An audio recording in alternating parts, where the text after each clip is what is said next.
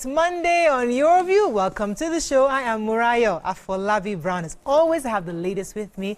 Hello, Dr. Obiajilu Ugo in the building. It's been a long time. I've been back for a while, honey. Yes, I haven't seen you. Yes, you haven't seen me. How's everything?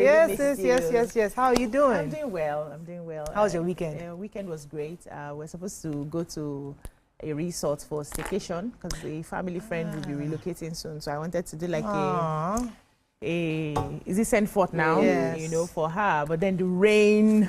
That rain was... we had to turn back because even the owner of the resort called and said, you people will not have fun. Trust me. Many of our activities are outside and everywhere is muddy. Just reschedule. I said, So the person I wanted to flex will miss it. But anyhow, I'll find time and go back there. That rain was crazy.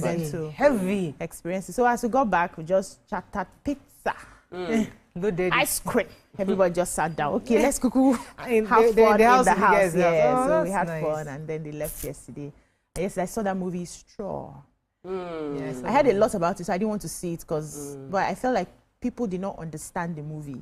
When I saw the movie, I had a better understanding, and I really loved it. It was a good story. It was a good story. I try not to listen to any reviews. I hate listening to reviews before. They really discourage me from watching it. Anytime I see I scroll past. I wanted to watch it myself on my own terms. The review made me watch it. I think it was because it thwarts my own way of analyzing it, appreciating the movie actually. How you doing? I'm good. Yesterday was Father's Day. Oh yeah, that's and true. then my church did drama, and the drama unit, Reflections, Daystar Christian Center, killed it.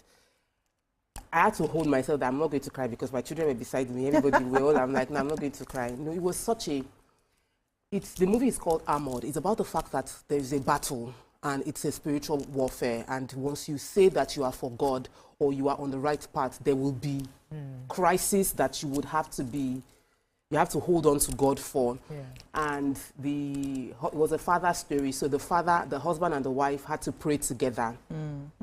And the times when they didn't and were keeping malice, there were some battles that happened then, So it's just between them that exposed the family to crisis. Wow. So for me, it was just very apt that it was on Father's Day because, fathers are like, especially if you're a Christian father, you're the priest of your home. You need to sit in that role and hold on to your family while doing all the other things outside within the house. But there's a whole lot of responsibilities on fathers, and I just want to celebrate all the fathers out there. God will give you the wisdom to manage to hold your home, because the homes are being attacked. Many men, whether falling to cheat or anger or something is going wrong and is affecting families. So that was yesterday for me.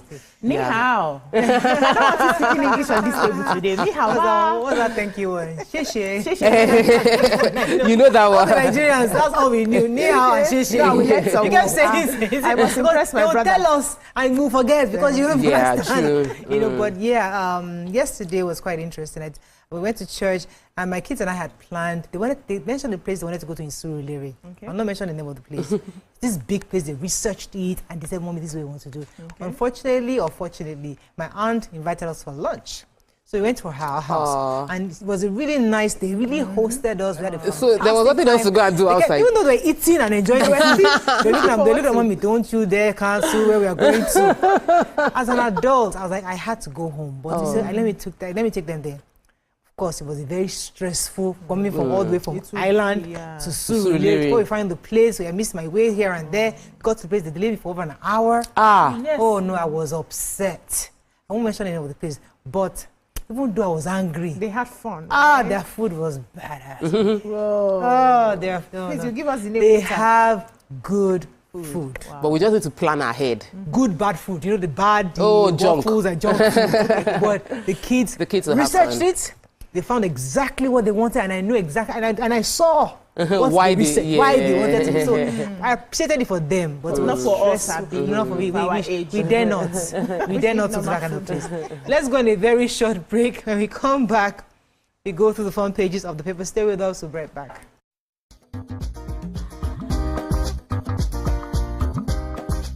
Stay tuned.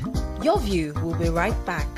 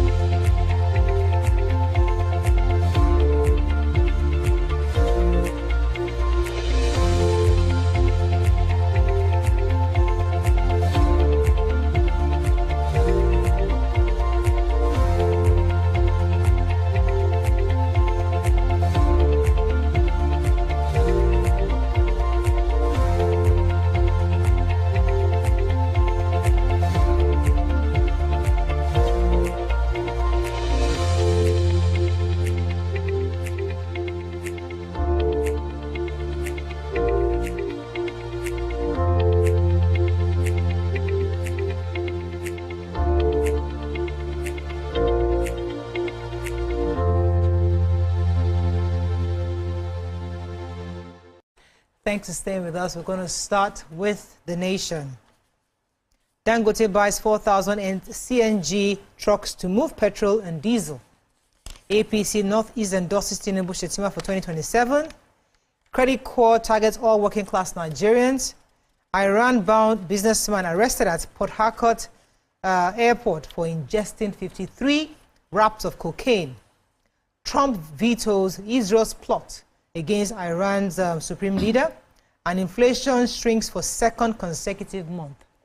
Which story? Yes, so they said in an effort to reshape Nigeria's energy landscape, Dangote Petroleum Refinery has announced that it will commence the nationwide distribution of premium motor spirit, that's PMS, and diesel beginning August 15, 2025. Said this is expected to bridge supply gaps, stabilizing prices, and improving fuel access to the country. They said distribution will open to a broad spectrum of buyers, including petroleum marketers, petrol station operators, manufacturers, telecommunication companies, aviation firms, and other large volume fuel users. So they said this is a strategic boost to the logistics backbone of the plan. The refinery had deployed 4,000 brand new compressed natural gas, that's the CNG, power tankers to ensure efficient and eco-friendly product delivery to every part of the country. They're doing it for free. Wow. So this is a significant national initiative designed to transform Nigeria's fuel distribution landscape. They said their goal is to provide equitable access to affordable fuel for all Nigerians, regardless of location. I was saying this thing. I'm so happy that you and Tokwe are on this show. I was saying, he's a capitalist. They want to make money. This guy is going to be distributed for free. Yeah. This is a patriot. Yeah, I'm not trying here to celebrate him. I'm just saying that. He doesn't know us. But when this thing started, because again, there's more. This man wants to make money. So I'm thinking to yourself. So he has a plan to also make sure that Nigerians are using their money inwards, and I think we all need to support that before we now. We have to invite them over. Hopefully, he can come on the show or send somebody to come and help us understand better what the objective is. Let me take this Iran-bound businessman. According to the operatives of the NDLA, that's the National Drug Enforcement Agency, in Port Harcourt International Airport, they arrested 44-year-old. 44-year-old businessman Chukwuemeka Christian Ezemokwe for ingesting 53 wraps of the cocaine while on his way to Tehran, the Islamic Republic of Iran. He says that this comes barely 2 weeks after operatives also intercepted 60-year-old businessman Chinedu Leonard Okigbo heading to the same country with 65 pellets of cocaine in his stomach at the Aminu Kano International Airport in Kano. Director Media Agency Femi Babafemi, in a statement yesterday, said that Ezemokwe was arrested at the Port Harcourt on Saturday on board Qatar Airways going to Tehran. This is really, really sad. But I'm happy that NDLA is doing quite a lot of work to catch this. So the the Nigerian Consumer Credit Corporation, Credit Corps, has said that just about 3% of the population are enjoying the opportunity. 176 trillion naira has been mobilized for Nigerians who want to access consumer credit, and they said only 3% are currently enjoying it. That they're supposed to get up to 50% of all working class Nigerians by 2030 to be able to access credit so that people can buy the things they need. He said it is not the money. Multiple times multiple things are required. However, access to consumer credit remains elusive for many Nigerians, which means that what we see abroad, where people that live abroad are able to buy something new, pay over installments, and enjoy quality life. There's a journey to make it available, and the president was the one that inaugurated this particular agency, and is currently unhappy. So he's saying there is a target now that over the next 5 years, they must get 50% of working class Nigerians to have access to credit, the Credit Corps. I'm excited about it. I know that we're used to paying everything by cash, but really, at the end of the day, the flexibility, credit gives you flexibility. Just be sure that you are putting it into the right things, not using it as an advantage to buy everything you don't need. Exactly. Daily Sun, let's see, 2027 opposition leaders, parties adopt new strategy now to talk less of coalition plans. Dangote Refinery begins direct fuel distribution to marketers and large users. 400 editors to converge on Enugu for NGE by a convention, biennial convention, and Nigeria's $1 trillion economy target threatened by unchecked import surge. Which story are we taking? Yes, I took Nigeria needs good governance to curb illegal fishing and harness marine wealth in the papers. So a veteran master mariner and maritime governance specialist, Captain Ihan Achoibubogo, has said that Nigeria must prioritize strong governance and regulatory oversight if it is to safeguard its marine ecosystem and fully realize the economic potential of the ocean resources. He warned that without decisive action against illegal fishing, overfishing and pollution, the country risks depleting its marine wealth and missing critical opportunities for sustainable development. So he made this assertion at the first quarterly paper presentation of the Nigerian Association of Master Mariners, that's NAMM, that was held in Lagos over the weekend. And he stressed that responsible management of Nigeria's marine spaces is not only essential for biodiversity preservation, but also for unlocking the full economic potential of the blue economy.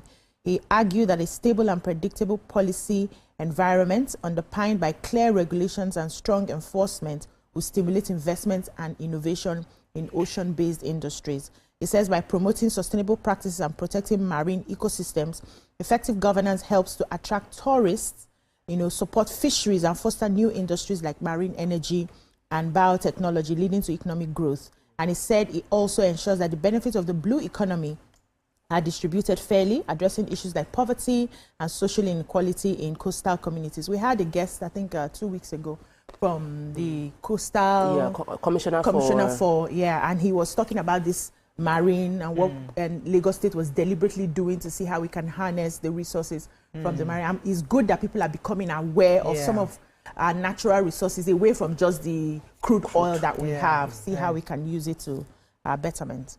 Okay, let me see if I can take one more story. Opposition leaders and bigwigs in Nigeria have intensified their plans for a coalition ahead of the 2027 general elections by adopting a new, more strategic method.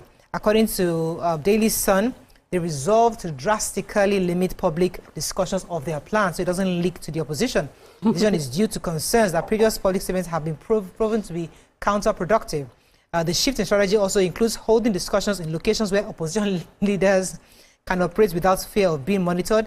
Daily Sun also said that the opposition leaders are aware that they have been infiltrated, and because of that, they are now taking extreme caution by withholding sensitive information to prevent it from reaching the ruling party. Several governors are providing support for the opposition leaders who have now limited their meetings within Nigeria due to concerns that moles have been infiltrated their ranks. Well, as I said, talking politics this season is very difficult because people are dying, there's a lot of insecurity. So when we're discussing 2027, I think it's almost unfair on those who have died, especially in this season. So some of these talks needs to be totally minimized. Let's go on a very short break now. When we come back, we continue with our review. Stay with us. We'll be right back.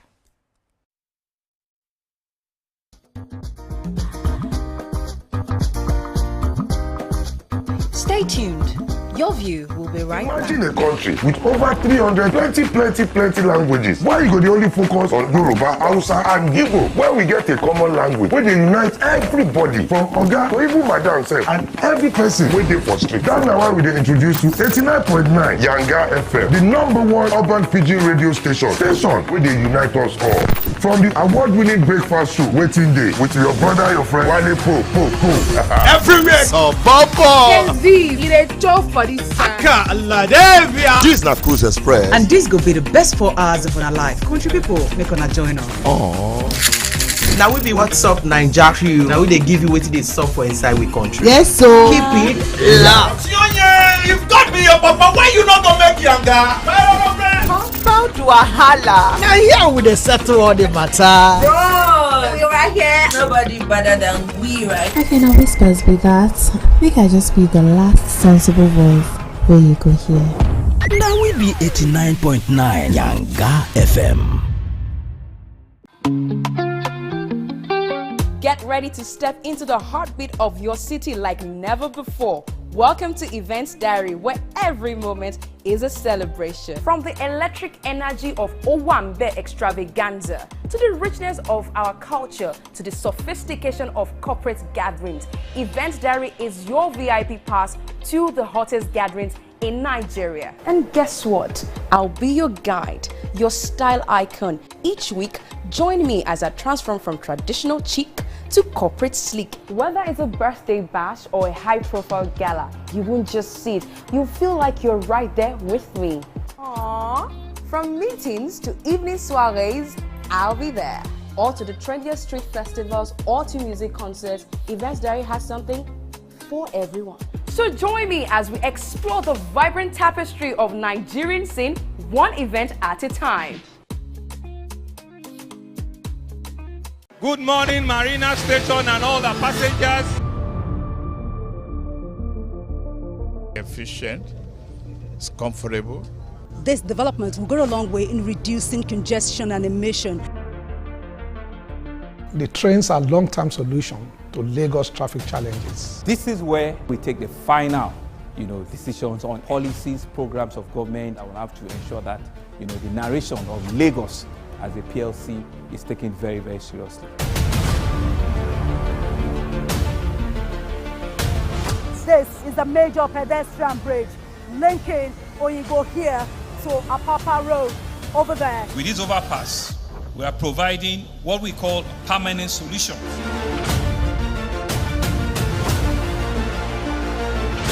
This place is one of the most dangerous areas at the biosecurity environment. This can go into the news and every crumbs of your neighborhood. Our goal is to remain as Africa's model megacity, to move our GDP from the 5-6 position to the 3rd position.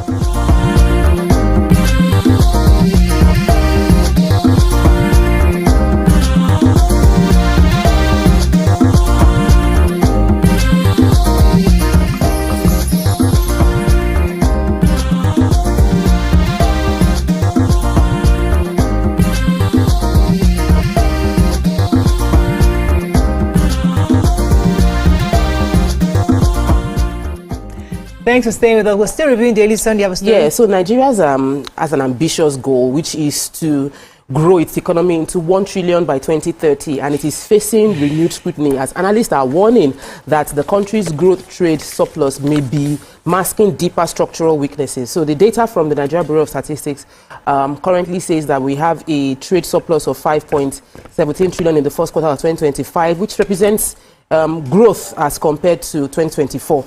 But the question from experts is that this development is supposed to signal strong positive contribution to the country's account, but it is not. It is not. And so they said there is this, that what we're trying to achieve would be seemingly achieved, but it will be achieved with import surge. Like we're going to be importing.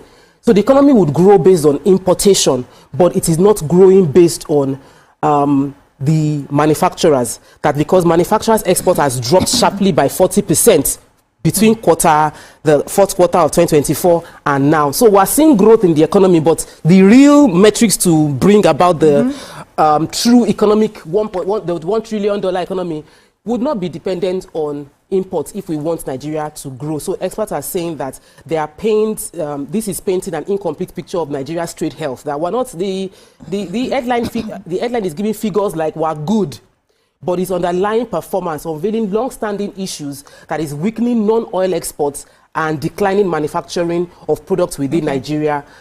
Growing our economy now seems to be more import dependent, and it is not long-term sustainable for us. So, okay, moving on to the Nigerian Tribune. Benue crisis Tinubu directs security chiefs to implement earlier directive. We talked about Dangote. Tinubu to declare open legislative dialogue on state police national security architecture. NEF fast-tracks acquisition of AHIZ, okay, there's 1Z helicopters. Which story are we taking in Tribune?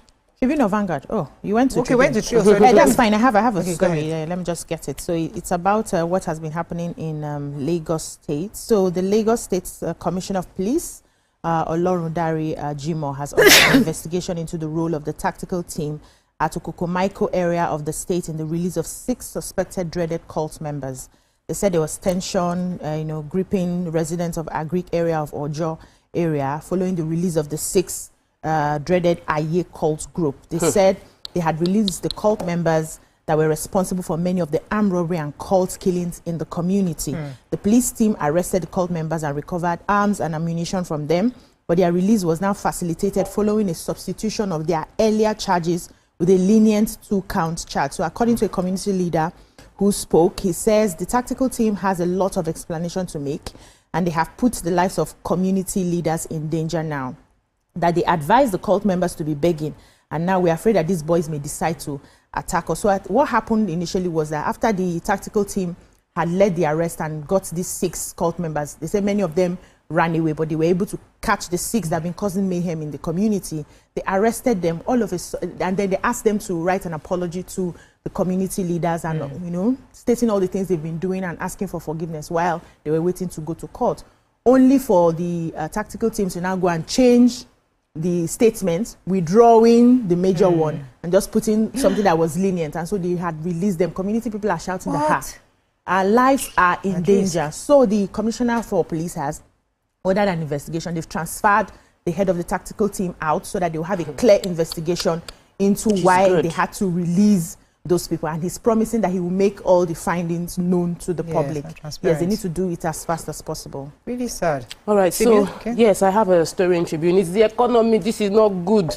Still following up on the economy, but this one is about the eroded naira. Statistically, the report says that the Nigerian naira has lost its value dramatically. So we are experiencing it, but this is giving you statistics. That 65 years ago, 100 naira, what 100 naira could do, it could buy 20 bags of rice, as at 1960. And today, 100 naira can barely buy 2 sachets of pure water. He said that what you can do with 100 naira in 1960 would require you to spend 1.1 million naira in the minimum to do right now. That the inflation, cost of living, that the quantity of goods, service that money can buy continues to fall, and that's the essence of what we see in Nigeria today. World Bank aggregated. We don't know now. No, but we didn't know that. Like what? We already knew that. 1.1 million naira. See, this guy's and they said the most severe drop was last year alone. Tell us what we don't already know. But this report is telling us what we Nigerians already know. And they say it's policy failure that is causing it. We don't know that. Do we not know that? Please, everyone should just go and sit down somewhere. Oh yeah, give us the word that we don't know. Give us the story we don't know. Okay, I think.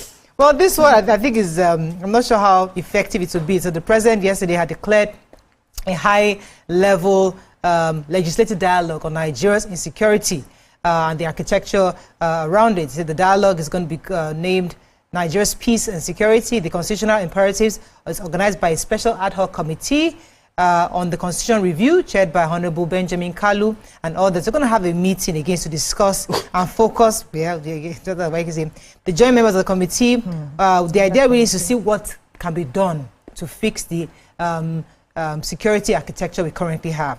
According to the dialogue, is a key part of the House's ongoing efforts to reform Nigeria's security and policing framework through constitutional amendments. He explained that the stakeholders are expected to deliberate on critical proposals, including bills seeking to establish state police and adjust the framework governing law enforcement in Nigeria. That's hopefully a step in the right direction. It's not the first time we're hearing state police conversations, but hopefully this would take us to something further. Okay, our final paper this morning is Vanguard. Let's find stories inside, because everybody, Dangote has paid for the entire front page. So we can't find. Is it Dangote? It's Dangote now. Let's see. No, that's not that. It's both of them. Dangote is paying for small. Wike is paying for bigger. That was Dangote. No, it's Wike. I didn't know. Okay, let us find stories in Vanguard. Let's see. Quick one. Page 1, page 2, everything. Okay, we talked about Benue killings. Have we talked about Benue outrage as protesters block roads? APC Governors National Assembly Caucus wants retention of Tinubu Shetima ticket. NDLA, we talked about that already. Let's find the story. Not take high cost of POP materials brings wood ceiling back into the home decoration. That's your story. Surulere residents protest construction of cemetery in residential area. Wow. I have that story. Yeah, wood ceiling is an interesting one, but it's just that we live in a hot place, so before catches the fire. But I have this Benue killing. So they say hundreds of youths in Benue State yesterday blocked major roads to protest the continuous attacks, killings, and displacement of people in the state by armed herders. They said, we remember that about 200 men, women, and children and internally displaced persons in Yelu-Wata, Goma local government area of Benue State were killed on Saturday. A hot topic, so the president, ordered security chiefs to fish out the perpetrators of the bloodletting in Benue State, describing the killing as inhuman and anti-progress. So the angry youths in their thousands took over the popular Wurukum roundabout in Makodi and called on the federal government to live up to its responsibility, which is to protect the citizens. The youths urged security agencies to double their efforts to ensure that all displaced people return to their ancestral homes and continue with their normal lives.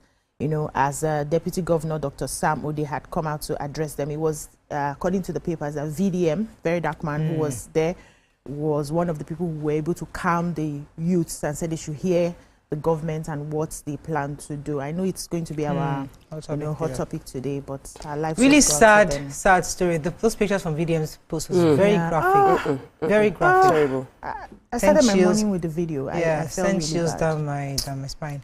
Okay, let me take the Surulere story. So tension is brewing in the Surulere area of Lagos State as residents of Natufe, is that the right pronunciation? Natufe Estate and its environs defied the rains. And on Saturday, to protest the alleged construction of a cemetery within their community. The protest took place in the large site of Babs Animashan Road in the Bode Thomas axis. Drew dozens of concerned homeowners, elders and families who claim that the project poses a direct threat to their health and environment.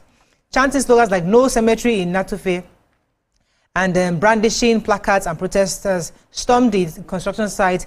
An expansive plot bordered by homes, a school and a church demanded an immediate halt to the project, which are described as illegal and life-threatening. That area, I've never heard of that area, but I think it's not to fail. I'm not sure how to pronounce it right, but that's in Surulere. They are planning to build a cemetery. And maybe like a vault. Maybe that's... Okay. I want to take the story. Akoko Edo, constituent members of Akoko Edo have called on their senator, Adams Oshiomhole, former governor of Edo State, to let the development reach their own side.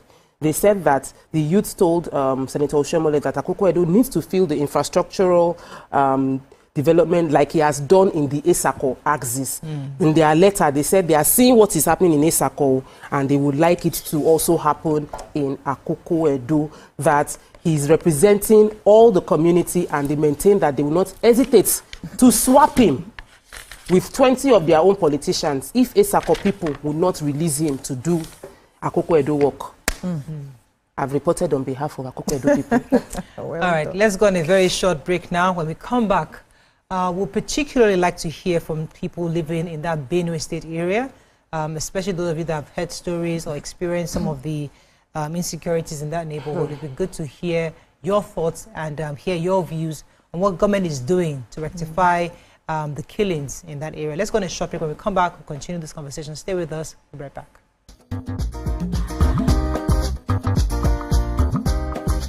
Stay tuned. Your view will be right back.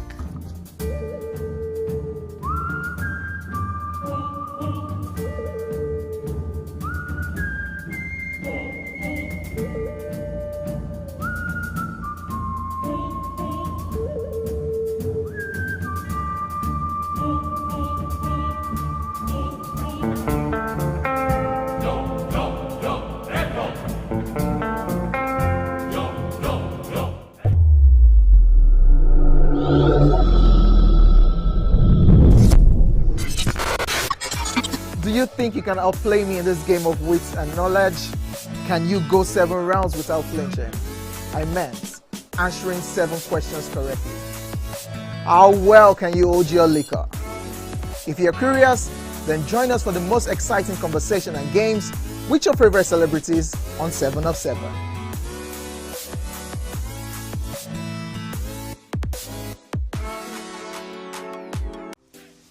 Welcome to Pure Entertainment.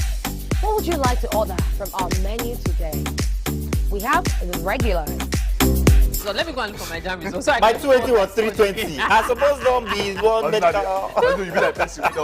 At this point, I contest my jam results. I want to close the show. I can go.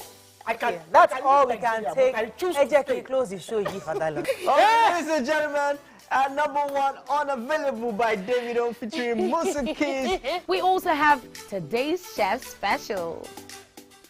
Yo, shine, shine, shine, shiny, yeah. Say recap done, and it's time for number 1 on the countdown. One of Nigeria's hottest artists right now, his name is Rema, and this one is called Charm. Kick it. Another.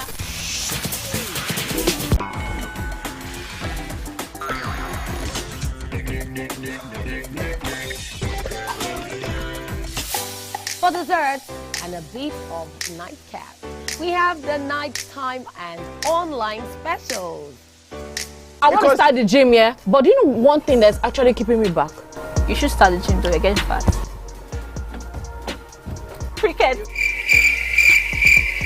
She says she does pole dancing to empower women. What's the difference? There's a difference. That's what I'm saying. So pole dancer, you're already almost naked. You're already almost naked. No, it's the empowerment for me. Sex can make a relationship better. No. Sex can never be overrated. It is needed. Especially when it's good sex too.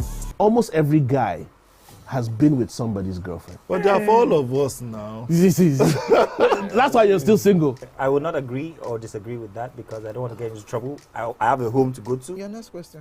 Oh, you ready to fail? Who is the person that used to us? What is his name? That woman. Bam! Today we'll go here. Hey. Let's catch up now. I'm sure we've been able to satisfy your cravings, yeah? Stay tuned to TVC Entertainment for pure entertainment.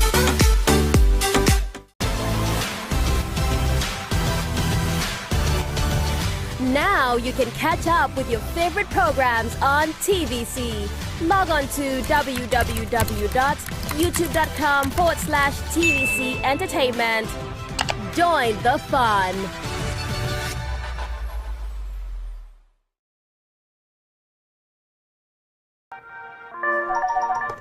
Hello, TVC Communications. How can I help? What makes TVC the right choice for my business? Excellent question, sir. Let me share some exciting facts with you. Start your day on TVC Entertainment with Wake Up Nigeria, a family and lifestyle show. Your view.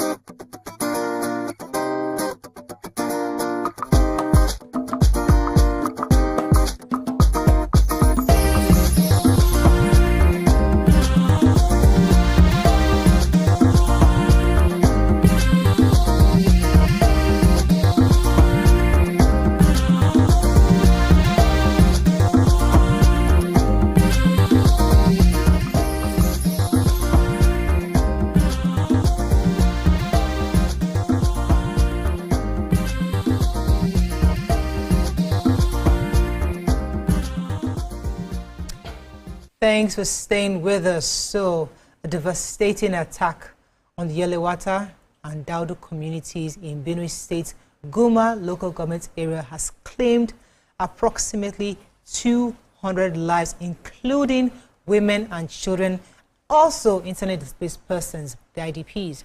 5 security personnel were also killed in these attacks. The assault, allegedly carried out by terrorist headsmen, occurred despite prior warnings of an impending attack.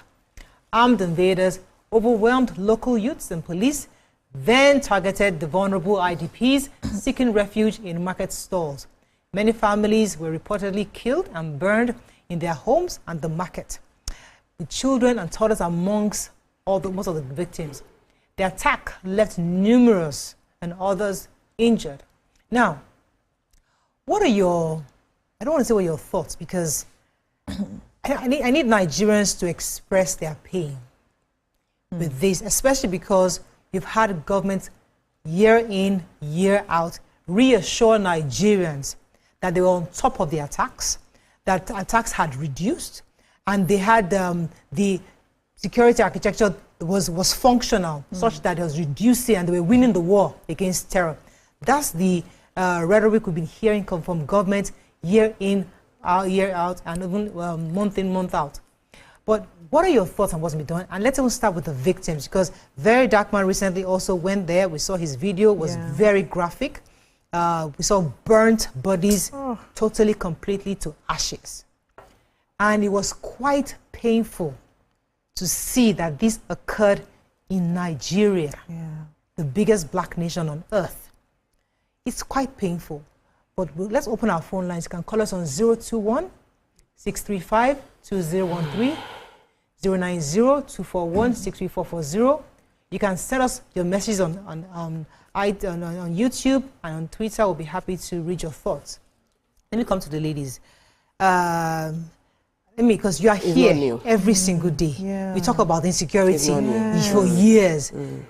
When you heard this news, how did it come to you? It was more like, again, like not again should we experience something like this. Not again. It's sad is an understatement to express how disheartening this is. But this is not the first time. And this was not a shocking, like it's not something that they did not expect will happen. So for me, it's worrisome that people will say they are going to attack, and they attacked. This has happened. I'm seeing over 25 people killed in April 2022. We're seeing killings, 40 killed in May this year.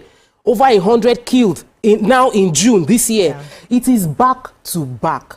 And the locals are suffering. And some people seem to be carrying out these attacks and they're getting away with it. So it begs the question of where exactly should we be having a state of emergency declared?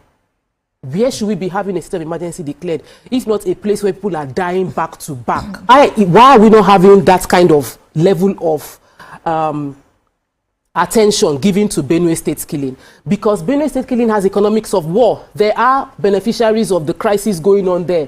Whatever it is, we study the economics of the war, study those that are benefiting from the war so that we can effectively resolve this. While we are waiting for government, governor, senator, House of Rep, police, military to sort it out, another 100 have died, houses have been razed. So what would affect? When we talk about agricultural sustainability, we know Benue is food basket of the nation. The reason we have a food crisis majorly in Nigeria, aside from the flooding that takes place a few times, is that Benue farmers cannot farm. Benue farmers cannot farm. So if they cannot, if we're having internally displaced, not based on war, not based on terrorists, but based on farmer header clash, which has been going on for time immemorial, can we not resolve this issue? There is a history to this. It is not in the past 5 years. This is not a case of the government to say they did not know what was happening or what's going to happen. We know what is happening. Can we then, if a willing government to resolve this, or declare some emergency and let those that can, the military step in and take over? Let me hear. I started my day watching VDM's video where he was spotlighting the death, and I saw bodies burnt beyond recognition. I saw bones. I saw skulls of human beings burnt beyond this, and something just broke in me. I'm asking myself, this is 2025. With everything that the world is doing, with every technology that's coming, people are improving themselves. Different countries are getting ahead. We still have this. We have military personnel. We have gadgets. We have technology, intelligence, artificial intelligence. We are using some of these things, and we still have this. And I got to find out that they were warned that these people were coming. So if you're not warned and you were taken unaware, that's a different situation. You had a form of prior knowledge that these people were coming to carry out this attack. And they actually came, carried out the attack, succeeded and left. And we're still having this conversation today. Haba. So for me, I served in Benue State, Makodi to be precise. Yes, it's a very peaceful town, peaceful state, that you will not believe such a thing would be happening here. And, tracing it back to the history, they've always had warring factions. They've always had people who believed they were more superior than others. I'm not asking, what are the community heads doing? What are the local chiefs doing? What is the government of this state doing to ensure that they find a way to dialogue and bring peace between these people? So it's a different matter if we had bandits who were coming in from outside, or, you know, the headers, you know, those very wicked headers who come in from time to time. This one is, they are warring factions who are dragging whatever it is that they are dragging. That's been for years. Farmer header crisis. Yeah, it's been ongoing for a very long time. Until today, we have not found a way to have a dialogue. We've not found a way to ask, okay, what is it that you people want? How can we meet halfway and solve the issue? And then innocent children, wives, mothers, fathers have to pay the price with their life because we cannot sit down and have a conversation. We need to do better. You know, some of the best comments on Twitter, you know, somebody who had posted, said many families were locked up and burnt inside their bedrooms. Yeah, the group said in the post, so many bodies were burnt beyond recognition. We saw that on the videos. Said hundreds of people were injured and were without adequate medical care, while dozens were still missing. As of this was about Friday and Saturday. Amnesty International said the Nigerian authorities must immediately end the almost daily bloodshed in Benue State and bring the actual perpetrators to justice. The horrifying killing of over 100 people by gunmen that invaded Yelewata from late Friday into the early hours of Saturday shows that currently that security measures government claims to be implementing in the state are not working. Many people are still missing, aside dozens injured and left without adequate medical care. Many families were locked up and burnt inside their bedrooms. Amnesty International has been documenting the alarming escalation of attacks across Benue State, where gunmen have been on a killing spree with utter impunity. These attacks have been causing massive displacement and many affect food security, as the majority of victims are farmers. Can we talk about the fact that, you know, I mentioned this has been happening. There was a report by the Catholic Diocese last year that in 2023, between January and December, they had over 119 attacks and over 500 people died in the attacks. So this is not one-off. It is, and they know. You know, when we don't solve a problem, when we don't solve a problem, it expands. Yes. We know that we are having an issue that can be resolved if we go back to the document on Ruga. If we go back to, we now have a ministry for grazing. If we solve that problem, we will know that any grazer we see on the road, you are a criminal. But right now, innocent headers are being attacked because they feel they might be part of the killer headers. So we have the killer headers, we have innocent headers, and in between, many lives have been lost. Farmers' lives have been lost, and the innocent headers have been lost. We saw what happened a few months back in those states where some people felt we want to help ourselves. The headers have been killing our farmers, and they killed innocent headers. Same way, this is also happening where you are killing farmers. The killer headers are killing farmers, and somebody will want to take a reprisal attack one day. It will be innocent ones that get to be killed. Can we solve this problem and ensure that we separate where you are taking care of animals? We are old enough, as in, like, I don't get it. We are a mature enough economy, a mature enough nation to decide that farmers, farmland, this is the land for farming, this is the land for grazing. Don't cross over each other. Why are we still fighting after many years, decades of this same issue? If we really want to solve the problem, President Buhari said, this fight predates my presence as a president. Yeah, they do. So our current president can say, this fight predates me. Who will solve this? Who will now solve the matter? Yeah, so for me, I would like to also understand the security architecture of Benue State, because I know it's really like a small, they have landmass, but they are small communities. Yeah, they are small communities, and I do not think that they have enough security personnel in the state as a whole to sort of forestall what is happening. Is there any way other states can begin to come together to help, to support them? Do they need to send manpower? Do they need to send security personnel to them? What exactly do they need? We need to have this information.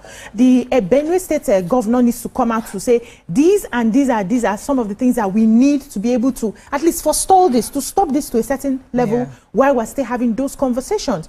We cannot just allow them. After all, it doesn't concern me, it's not my state. When these governors forum, that they always do their meetings and share their money, when they go there, what are some of the things that they discuss? Yes. Benue, I'm crying, no, hold on now. What did they discuss there? I'm crying, I need help. What is your state going to give to me to support this? We need to come together. This is one nation. The president had instituted this regional developmental commissions. Hopefully, those commissions eventually get to that point where they are supporting with either personnel security. They know how Amotekun and Lagos State everybody can have some kind of regional policing at some point. So these are things that needs to be done and drawn up, and the framework was put in place to implement them properly. But I was reading an article here 2 weeks ago, actually, this is not recent, where the Chief of Army Staff, Lieutenant General Olufemi Olukade, temporarily relocated to Makurdi in Benue State due to the incessant killings of innocent villagers by herders and militia groups. Now, the service had made this disclosure on their X handle. Unfortunately, members of the new terrorist group, Mahmouda, have reportedly killed 3 more villagers. This was 2 weeks ago. The point I'm trying to make is that if the Chief of Army Staff was there 2 weeks ago, and the idea really was to see what they can do to improve the... And then this happened. And this happened. Then exactly, there's something fundamentally wrong with our approach to this issue. And this is quite painful. We're going to go on a very short break. When I come back, I'd like to open our phone lines for Nigerians to call in, especially from that region. We'd like to hear your thoughts and see what the government can do to forestall this from happening again. 200 lives too many. This is a national disaster. Too many. Let's go on a short break. We'll be right back.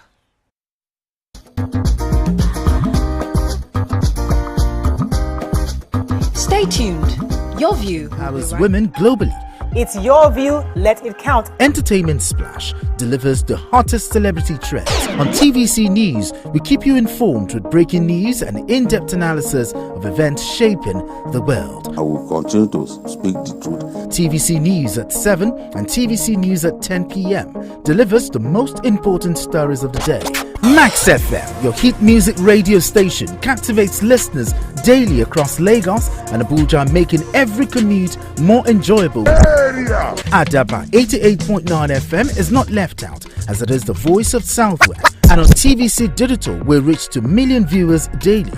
All together, pulls in over 17 million viewers daily. Contact us on 0707 272 8338 or marketing at tvccommunications.tv. Partner with TVC Communications today.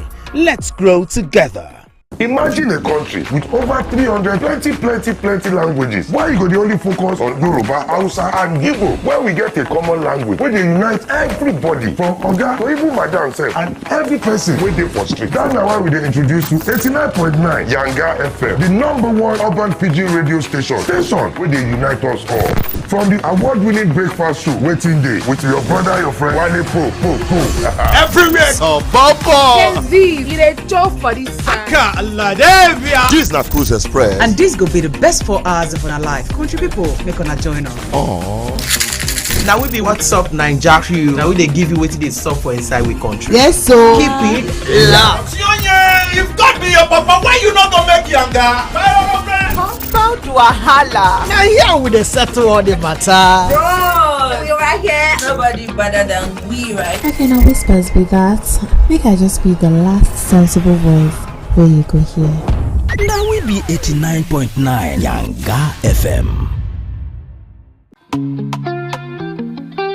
Get ready to step into the heartbeat of your city like never before. Welcome to Events Diary, where every moment is a celebration. From the electric energy of Owambe extravaganza, to the richness of our culture, to the sophistication of corporate gatherings, Events Diary is your VIP pass to the hottest gatherings in Nigeria. And guess what? I'll be your guide, your style icon. Each week, join me as I transform from traditional chic to corporate sleek. Whether it's a birthday bash or a high-profile gala, you won't just see it. You'll feel like you're right there with me. Aww. From meetings to evening soirees, I'll be there. Or to the trendiest street festivals or to music concerts, Events Diary has something for everyone. So join me as we explore the vibrant tapestry of Nigerian scene, one event at a time.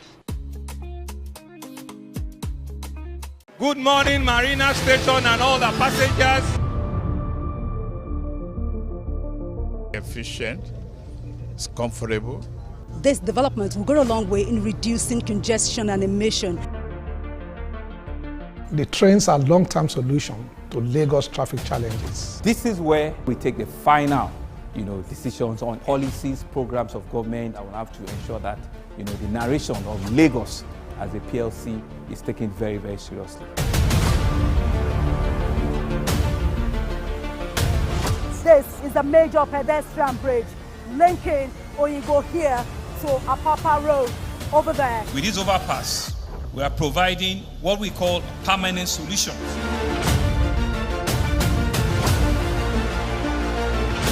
This place is one of the most dangerous areas at the biosecurity environment. This can go into the news and every crimes of your neighborhood. Our goal is to remain as Africa's model megacity, to move our GDP from the 5-6 position to the 3rd position, and we believe is achievable with all the commitments we have. Explore the city of Lagos, where dreams are made and possibilities are endless.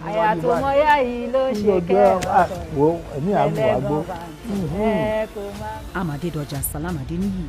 I live in Lagos, inside Lagos.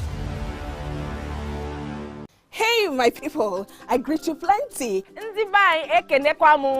name is Nachika Okeke. My name is Uwi Balogun. My name is Damilola Banire. My name is Moyo Faraway Ahmed. If you also call me Moyo, listen. And this na Abigail. And I dare on top of your view pigeon. I'm going to bring you bass. I don't get person will be single mother before. He carry another man show say now my husband be this. After that day, the man you not see him again. If you snooze, you lose. If you miss this show, you miss out. On top this our show, I not dey gree for anybody. When you dey find the husband, you not see sign say the guys, you don't vex, don't do signs. If they look for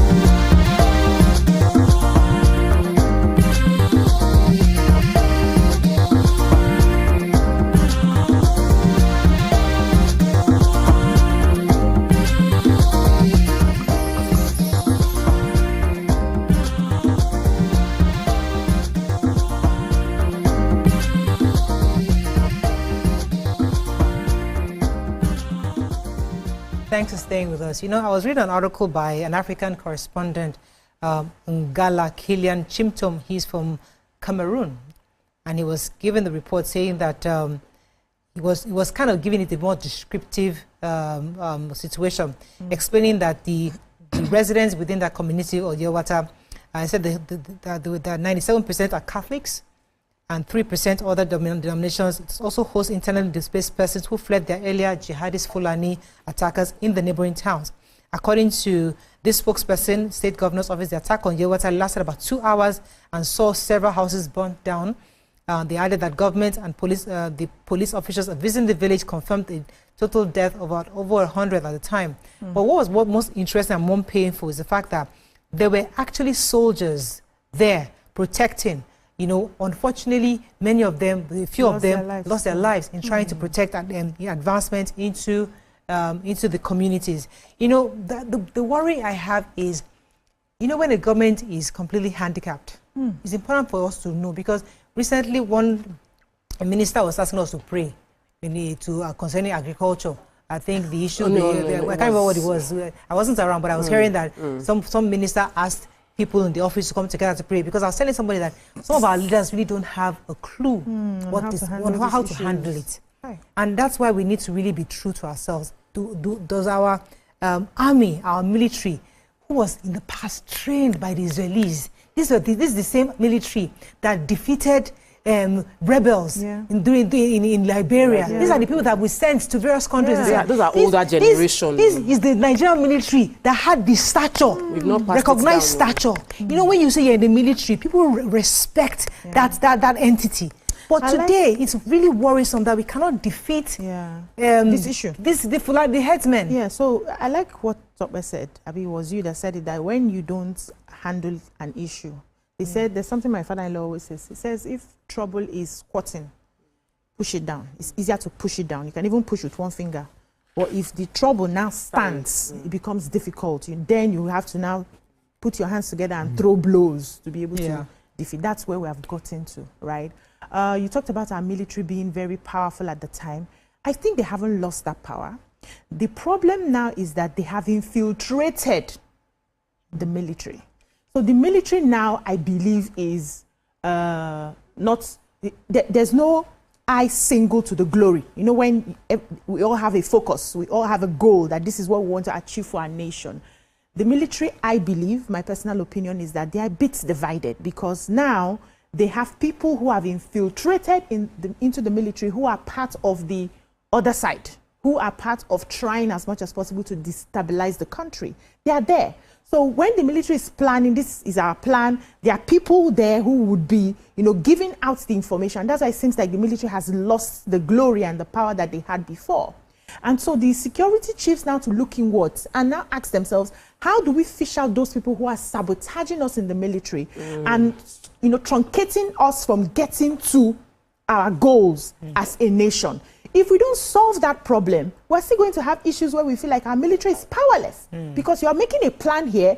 You're trying to, fish out the bandits, the criminal headers, and, terrorists and all of that. And there are people working behind the scenes against you. So you will not get the desired results. Exactly. So we need to be, like you said, truthful to ourselves. Where is our problem? What exactly is the color of our problem? Let me take this call from Moses from Ikorodu. Thanks for calling, Moses.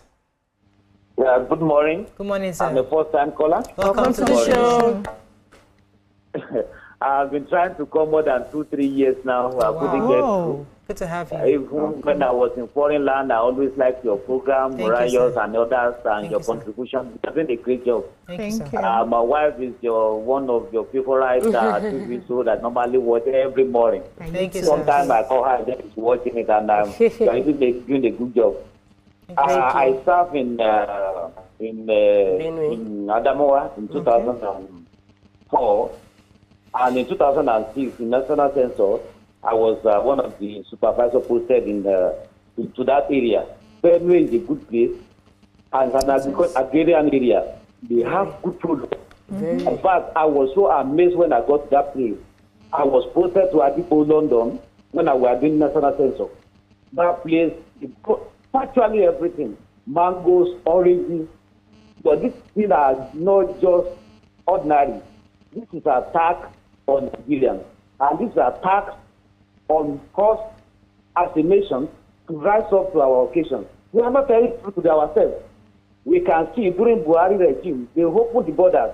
Some foreign nationals came to Nigeria, just like Hausa, just like Fulani, or they came in as to come and help in the election. And today we are seeing the result. You can see Dubai release some people in Nigeria that are terrorists. But up to now, government has not done anything. What of the use of national NIN? Government have done. There are good people in government. There are good people in military. There are good people in the police. But there are some sabotage. Until we begin to sanitize in each department, in each area of government, federal government needs to do more in that area. People that have died in that Benue alone, just of recent, it's more than Israel attack and Iran. Imagine, and we are not fighting war. So we need to rise up to the occasion and make sure we sanitize and get to the root of this cause. Imagine I lived in a Kwara state before. I know the Hausa I know the Fulani I know. I had some of them as a friend, and we mingle together as a farmer. What farmers have done to the S-men are not even up to 0.1%. It's not elder classes until we begin to tell our the truth. It's not elder farmer crisis. Farmers that have their own farm, heritage farm, they are farming in their land. They came in and destroyed their farm. Most of them are foreign, but collaborate with the local S-men. This is what is happening all over. In just also 17, most of the middle belt now, they are people that are producing food for this nation. These are terrorists. These are people that want to make Nigeria down. You can see now the cost of food go to the market. Right. The thing we buy 300 naira before, 150 for yam, 2 bag of yam. Now we can buy 3,000 per one, 4,000 per one. I came into Nigeria here. I go to Ikorodu market to just buy a 2 bag of yam. I'm paying 20,000, 40,000 just for 3, 4, 5 or 2 bag of yam. What have happened to us? This is thing that I have in a bag. When I was in secondary school, I have a bag for myself. Thank you very much, Moses. Thank you very much. Okay, so there are 2 things I want to highlight. Number 1, this is not a war. It's not. In the case of war or 2 fighting, it means the other person is fighting. This is not, they were not fighting each other. This was a massacre. It's a genocide. You come to a place, you lock them up, you set it on fire. It's not war. Awesome. It is like we want to kill these people, we want to clear them out. The ones that survive, they will run away from the land. The land becomes bare, we take over. So let's talk about the fact that this is a taking over. Yeah. We're talking about the fact that every land that has been evacuated based on this crisis has been taken over by a group of people. Yeah. It is a war over real estate. It's land. It's land. And the people who are original settlers are being driven out. Let's also deny number 2, there's a ethnic coloration. The Catholic people have accused that there is an ethnic coloration, and we would like the government to speak concerning that. Because when we hear and we're not discussing it, when we hear it and we don't mention it, and we say, oh, these are criminals. Yes, we know they are criminals. These are, the Catholic Church has shut down on the 1st of June. I took that story. I had to go and find the story that they've shut down this month. They had to shut down 15 of their dioceses based on the fact that their people have been killed. There is nobody to even attend church. The entire community has been ransacked, and they made this noise out. Then we're seeing barely within the same month when they shut down 15 parish, that another attack is taking place, which means the parish where these people have been killed would also shut down. There's nobody that will go to church there. Exactly. So why are we not addressing these elephants in the room? Is it true the allegation that there's religious coloration? Is it true that it is ethnic cleansing? Is it true that some people are taking over this land after these fires take place? Who are the people taking over the land? Can the military, people was asking to debate that, what will happen if the military goes to the place and clear off all the people grazing? Because we had a former president that said, shoot on sight anybody grazing openly, but we knew that rule will not be followed through. So there is a fundamental structure we need to put on ground to protect the citizens of Nigeria. And Benue locals are citizens of Nigeria. No citizen is more superior than the other, and nobody should suffer. The Catholic Archdiocese, Father Bebe, he said that there were military checkpoints just few minutes from where attacks were taking place. Military checkpoints, few minutes from where, and that it seemed like he doesn't know whether the military is helping or not helping. These accusations are strong, and I know the military is working because we read the stories as well. So it means that the military, there must be investigation carried out within Benue State why the military is not being effective in protecting lives and properties. Let me take this call. Good morning. Thanks for calling. You're live. Go ahead, please. Hello. Morning, sir. Go ahead, please. Good morning. Good morning. Good morning. My name is Dominic Alexander, calling from Lagos. You're live. Go ahead, please. Please, if this killing is happening in Yoruba land, like Kwara, Oyo, Osun, Lagos, by now all the forces will take over all those states. Really? Why the chief of army staff is sleeping, and the IG is sleeping, the DSS are sleeping? Why? I'm from Middle Belt. This is happening to my fellow Middle Belt. It's not good. Okay, I'm not sure if they are sleeping, because I know I just read a report where 2 weeks ago the chief of army staff was actually located. So I'm not sure they are sleeping or the DSS is sleeping. It's just that it seems as though that they are unable to provide the adequate solution to give a lasting solution to this problem, because I think there's a problem in understanding we know the causes. But let's not pretend. I think Tokwe has really kind of somewhat said I was really being careful not to us, because as a TV station also we need to be very careful what we convey to our audience. So it's important to understand the issues, which I believe our lawmakers and our leaders understand. But at the same time, we also need to be very, very careful how it is dealt with at the front of the. So I feel that hey God, may you not get to a point where some persons or factions are bigger than the government. because this issue is not as easy as it seems or as easy as it looks with the common eye. I think there's something at play here that we know we can't say. The government knows they can't say. The government is trying to also be careful in how they handle the issue. Yeah. And before they finish their conclusion on how they want to handle the issue, many lives may have been lost. That's just the prayer that that's the price too heavy to pay. It doesn't get to a point where, because now you hear for this sort of issues, you use non-kinetic methods, and yes, and we cannot come out and tell you everything that we want to do to resolve this. These are some of the issues. The military will not give out all their information on how they plan to resolve this issue, but we are watching lives being lost almost on a daily basis while the government is trying to figure out itself.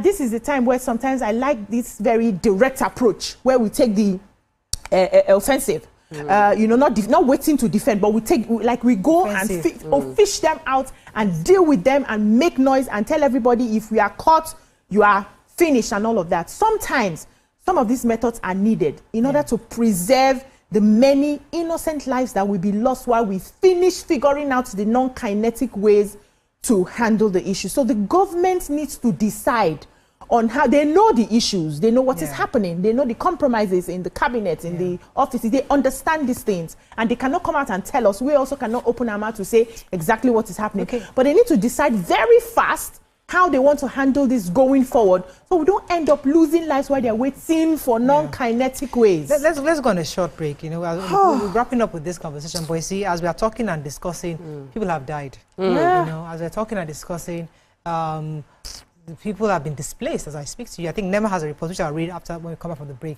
So they have a bit of a data on how many refugees we have to deal with right now. Stay on the break, we'll be right back.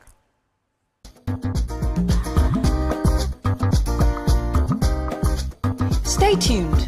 Your View will be right back. Welcome to Pure Entertainment. What would you like to order from our menu today? We have the regular. So let me go and look for my jam results. My 20 was 320. I suppose don't be one At this point, I contest my jam results. I want to close the show. I can go. I can. That's all we can take. Ejeki, close the show. Ladies and gentlemen, number one, Unavailable by Davido featuring Musa Keys. We also have today's chef special. Yo, shine, shine, shine, shiny, yeah. Say recap done, and it's time for number one on the countdown. One of Nigeria's hottest artists right now, his name is Rema, and this one is called Charm. Kick it. Another.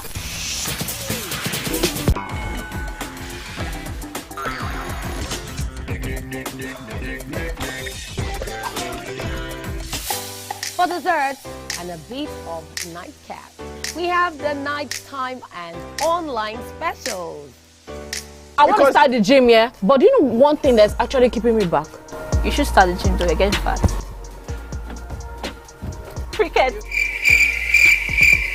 She says she does pole dancing to empower women. What's the difference? There's a difference. That's what I'm saying. So pole dancer, you're already almost naked. You're already almost naked. No, it's the empowerment for me. Sex can make your relationship better. No. Sex can never be overrated. It is needed. Especially when it's good sex too. Almost every guy has been with somebody's girlfriend. But they are for all of us now. That's why you're still single. I would not agree or disagree with that because I don't want to get into trouble. I have a home to go to. Your next question. Oh, you ready to fail? Who is the person that used to us? What is his name? That woman. Damn! Today we'll go here. Hey! Let's catch up now. I'm sure we've been able to satisfy your cravings, yeah? Stay good. Entertainment for Pure Entertainment.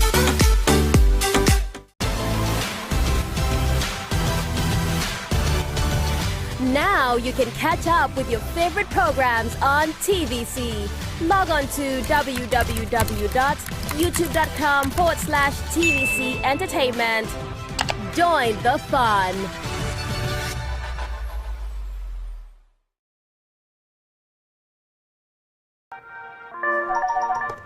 Hello, TVC Communications. How can I help?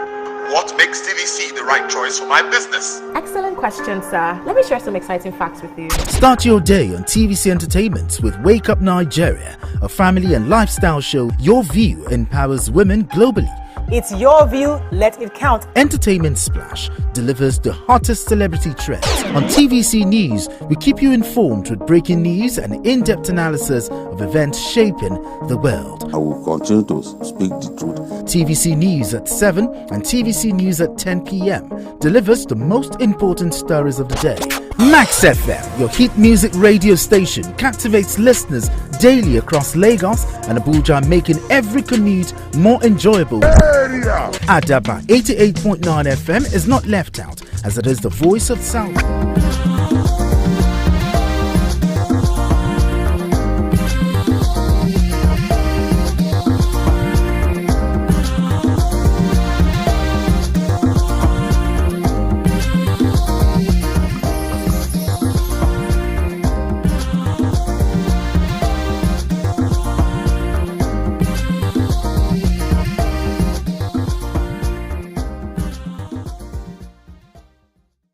A few comments. So somebody said that I think said what's happening in the Middle Belt or North Central Nigeria goes far beyond mere land disputes. The majority of those being killed are Christians, and these are clearly targeted attacks aimed at reducing a certain population. This is not just conflict; it amounts to genocide. Armed groups are killing residents and forcibly taking over their villages. My security guard's father was brutally killed, along with several other villagers in Nasarawa State 2 weeks ago. Sadly, not a single mainstream media outlet reported the incident. I sincerely pray that this wave of violence does not spread to the south. And that's one of the issues we have. Yes, Benue is one state that has been covered, but there are a lot of killings happening in various pockets around the country, and it's not being well covered by the mainstream media. People know, we just hear that people died. So you hear, I was saying, somebody went to the market to go and buy, I think, was it ram or something from the customer, and this customer was not there because his father was killed. Oh. You know, and he had to go back home to bury the father. And we just to know, it kind of gets close. This actually got coverage. We must celebrate VDM's so going there. We tried. The truth is, VDM, like him or hate him, has brought a lot of attention to what happened in Benue State. Benue has lost a lot of people, more than this in one single attack, that did not get this much coverage. There are some people, young people, who don't watch mainstream news, who would never have heard of what is happening in Benue State if VDM did not go there and cover it. So yes, I want to celebrate and appreciate VDM for this action, for carrying the matter on his head, so to say, and to the detriment of his own life, because there are risks to this thing. So this is one good thing that is done, amongst many other good things he's done, and I must acknowledge it. I would like us to go beyond, like the comment the person said on the comments. There are other communities that are facing this type of crisis. The government should address if it is actually religious or it is ethnic cleansing. And let's not say this is snippets of comments being said in different corners, because when we don't address the issue, things will continue to spread. Solve it if we don't call it what it is. If we don't call the issue what it is, you're just going to be skirting around it. Let me take Samson. I've been calling for hold it for a while. Good morning, Samson. Thanks for calling. You're live. Good morning. Thank you very much for this opportunity. I just want to go straight to the main point. Yes. Before now, we'll be having these killings. Okay? I think the lady, you guys are doing a very good job. You've said it all. It is not Bola Ahmed Tinubu's government that inherited all these things, these killings. General Olubumi make a statement on channels one time. He exposed a lot of things, and nothing is being done. He said he was the one, he's among the panel that investigated the first incident that of Boko Haram and all these bandits that started. And till date, nothing is being done. The only prayer we have right now is for Bola Ahmed Tinubu, our president, to be able to take the bull by the horn and revert back to what that general said. Because he said it on national TV, and arrest those people that were involved. You shouldn't be scared of anybody. The people are with him. He should arrest them. People like Erufai should not be walking along the street. He should be arrested. Let's be careful. This is policy. They want to destroy his government. They are making it in such a way that they want to make his government ungovernable for him. And the people will not take it. They should go after them. He should take the bull by the horn and go after those people that the general mentioned. He mentioned it on national TV. They are there. He should pick them up and investigate them. Okay. Thank you very much, Samson. Let's be careful in mentioning names on TV. I have a few comments here. Okay, go ahead. Ngo Chichem says, my cousin died last month as there was an attack on my village in Gwe East Local Government of Benue State. Oladidi says, if evil perpetrators are not caught, they get bolder and cause more widespread damage. Nigeria should wake up. Olufemi says they are not sleeping. That's, responding to the security chiefs. So the problem is that our logistics should be upgraded. When the Nigerian army struck, Amnesty International Nigeria accused them of killing. So Nigeria says we simply need to recruit more into the security forces. We need 2 million at least. Kinetic technology training. The only thing we have never tried is recruiting heavily into our security forces. I also agree. I think we don't have enough personnel to handle some of these issues from the different states that's coming in. We need to look into that.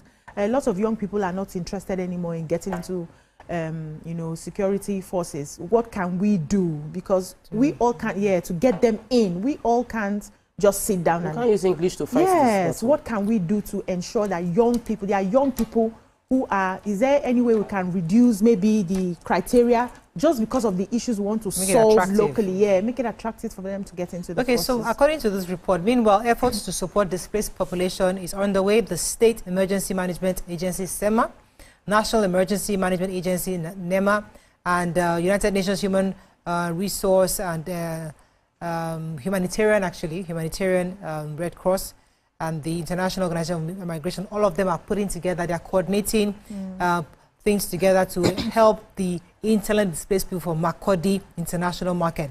According to the reports, it says over 3,000 individuals, including many women and children, have been displaced and are in urgent need of food, non-food items, potable water and essential medical supplies. As of last night, displacement figures stood at 1,069 households comprising of 6,527 individuals. Among them were 1,768 females, 759 males, 657 children, and so many others. I mean, it's just quite... Mothers lactating, adults, old people, 91 elderly, quite all of them are in need of supplies at this time. So we need to do all our humanitarian services must be channeled towards the churches, mosques. This is the time for us to see what they can do to support those internally displaced in those areas. I mean, I know Two-Face also put up, yes, from Benue State, and there was a video he put out that he was speaking. It went viral. He was also calling on the government to do what they must to stop these killings. Toko, you're going to say something? I'm just going to say that, I mentioned earlier that the long-term fundamental solution might include creating a proper distinction between the headsmen stuff that we've discussed over and over again. And that is because I'm not saying headers are criminals, because I've interacted with them. I came on the show one day and I said, I met headers on my farm, and I simply told them to shift, and they shifted. They said, Because the fear my team had was that these people are going to kill us or something. No. Majority of headers are actually innocent, hard-working Nigerians. It is the criminal element. And they said that there are some of them that come from other countries. Like in this particular Benue attack story, the coverage that Secretary said some come from Niger and from across the border. And that these, even from the way they talk, you know that they're not speaking our local Nigerian languages, that they are foreigners that are coming to attack within Nigeria. So it's not... we just need to be more decisive on how we are dealing with this issue, like it is affecting our family members. Maybe we need to think of it in that way. Let's not wait until it gets close to home before we now deal with it decisively. Let me take Ogbanago. Thanks for calling. You're live. Hello, good morning. Good morning, sir. Good morning, sir. And the other ladies. My name is Ogbanago Mohammed Ibrahim. Thank you. I think, according to the last caller, this is what we do, most of the president of this country, when people start telling them, it's because of the next election, sir. These people are trying to destroy your government and all that. And you see them, they will now start playing politics instead of them to sit down rightly and say, look, this is insecurity. Let me see how to tackle it headlong. And people will start playing politics with it. I know a whole lot of people will be with, with the president, these people are trying to destroy your government. Let the president come out with a categorical statement that, look, this criminal, people must not stay in other people's farms. People must not, because the same former President Buhari made the same mistake by telling Benue people Look, go back and settle with, say in peace with your neighbors. My neighbor cannot be in the bush. My neighbor cannot be in my farm. My neighbor cannot go and be destroying my farm. Exactly. In as much as some of us will tell you, I am from Kogi State, right? And we know some of these criminals are not just the people we are calling, they are Fulani and all that. There are indigenous criminals that are there in conjunction with these people coming. So we must be careful when we are doing this event. Mr. President must make a categorical statement of that. Stop this killing. This army, police, all these people will go to this bush and fight these people out. Not until when it happens. Right. Yeah. Really sad. We have a fan on YouTube, Gowon Abdul. He says, Mariah, I lost all my family members, my father, my mother, and all my family members in same attack in Bokos, local government area of the state. This is pure land grabbing, not farmer headers clash. Oh, we're so sorry for that. Really sorry That's for deep. those. May their souls rest in peace. Really sad. I was going to take a message from the Sultan of Sokoto, who has strongly condemned the recent killings in Benue, expressing deep pain and disturbance over the loss of innocent lives. The condemnation is contained in the statement issued by his secretary, Professor Khalid Aliyu, on Monday, that's today. It says that the leadership, under the leadership of Sultan of Sokoto, is deeply pained and genuinely disturbed by the renewed spate of gruesome killings and bloodletting in parts of Benue State, where scores of innocent and defenseless citizens have been massacred. How long will such senseless killings continue to occur in Nigeria's soil? Why has it remained so difficult to security agencies to preempting such catastrophic occurrences on our national lives?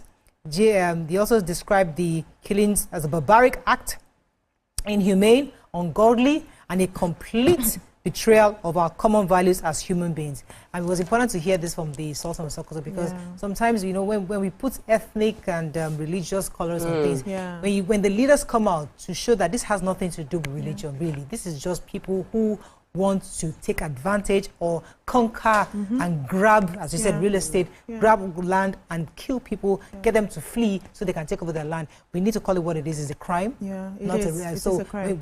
So that's why we've been very careful not to use so much of ethnic, but the truth is that it happens. But it is what it is. There's nothing we can do about that. So, you know, we also have precedents of how we can handle this. I remember, I think in 2015, Ghana had the same issue. But how they handled it was to order shoot at sites. Anybody you see who goes against, you know, grazing publicly and all of that, shoot at sight, and they were able to resolve the issue, right?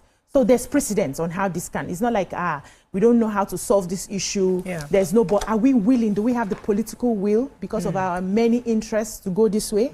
Because that's the only solution that I see that will work for me. You know, I have to wrap up on this, but I think we must remind ourselves that security is usually intelligence-driven, and we can't continue to be reactive. We can't continue to wait until something happens, and then they come out with the regular rhetoric. We will fish them out. You know, I can almost write the headlines. We're having a committee. We know there's going to be a power committee, the delegation sent to that place to see, investigate. We see this high-powered delegation is going to Makurdi to see what happens. Come back and We're review tired and and done with those rhetorics. What we want is decisive leadership. What we want is decisive strategic attack, strategic decision on what needs to be done to put an end permanently to this senseless massacre of innocent Nigerians. I think we can wrap up on this.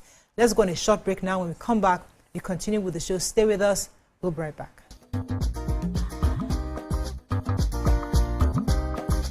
Stay tuned. Your view will be right back. And on TVC Digital, we reach 2 million viewers daily. All together, pulls in over 17 million viewers daily. Contact us on 0707 272 8338 or marketing@tvccommunications.tv. Partner with TVC Communications today. Let's grow together. Imagine a country with over 300 plenty languages. Why you go the only focus on Yoruba, Hausa and Igbo? Where we get a common language where they unite everybody from Oga to even Madam self and every person wey dey for street. That's why we dey introduce you 89.9 Yanga FM, the #1 urban pidgin radio station where they unite us all. From the award-winning breakfast show Waiting Day with your brother, your friend Wale Po. Everywhere. So Bobo. Gen Z, you dey joke for this time. This na Cruise Express. And this go be the best 4 hours of our life. Country people, make una join us. Oh. Now we be What's Up Naija crew. Now we they give you wetin dey sup for inside we country. Yes, so keep it loud. If God be your papa, why you not gonna make Yanga? How do I holla? Now here we dey settle all the matter. Bro, we right here. Nobody better than we, right? Okay, now whispers be that. Make I just be the last sensible voice where you go hear. Now we be 89.9 Yanga FM.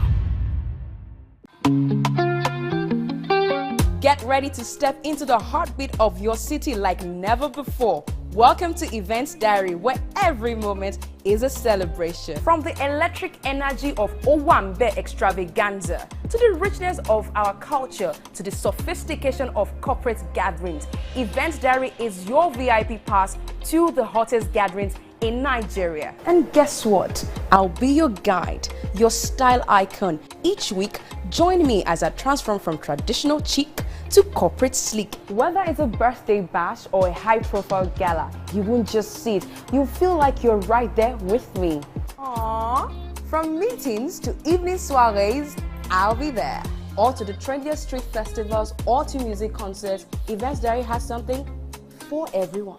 So join me as we explore the vibrant tapestry of Nigerian scene, one event at a time. Good morning, Marina Station and all the passengers. Efficient, it's comfortable. This development will go a long way in reducing congestion and emission. The trains are a long-term solution to Lagos traffic challenges. This is where we take the final, decisions on policies, programs of government. I will have to ensure that, the narration of Lagos as a PLC is taken very, very seriously. This is a major pedestrian bridge linking Oyingo here to Apapa Road over there. With this overpass, we are providing what we call permanent solutions.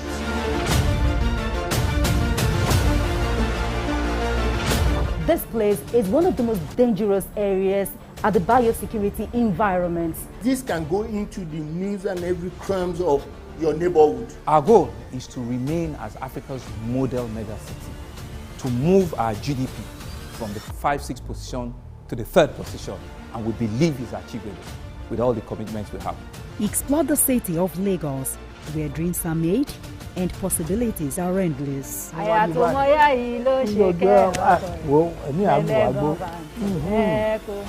Adedoja Salamadini. I live in Lagos, inside Lagos.